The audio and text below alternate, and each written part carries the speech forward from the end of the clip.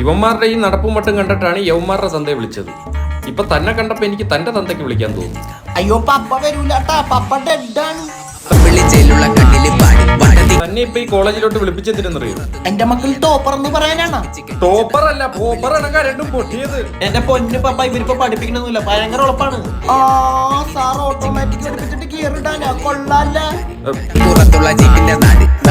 പിന്നെ തന്റെ ഈ മൂത്ത മോൻ ആ ജിണ്ടാപ്പി എന്താണ്? ആ ഒരു കഴിവില്ലാത്തൊരു ഇറക്കൻ. അത് പറയല് സാർ. ഡെയിലി 3 പാക്കറ്റ് തീർച്ചയൊക്കെ ഒറ്റയിരിപ്പിന് വലിച്ചോളിയും മച്ചാൻ. അബ്ദുൽ കലാമിന്റെ അവാർഡ് വാങ്ങിച്ച പോലെയാണല്ലോ താൻ ഇതൊക്കെ പറയുന്നത്. എന്റെ പൊന്നു സാറ്, ഇവന് അർബുദം വരാത്തോണ്ട് ഞാൻ തന്നെ അത്ഭുതപ്പെട്ടു പോയി. കൊച്ചിയിൽ എവിടെ? വൈപ്പിന്. തനിക്ക് ഇവന് എത്ര പേപ്പർ ഉണ്ടെന്നറിയോ?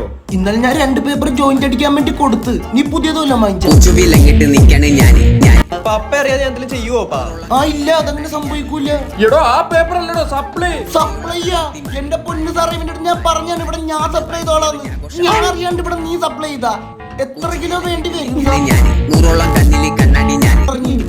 മച്ചാനെ ഞാനിവിടെ കഞ്ചാവ് ഉത്ഭവിക്കുന്നതെന്ന് അറിയാനായിട്ട് വിളിച്ചു വെച്ചത് ഇപ്പൊ മനസ്സിലായി.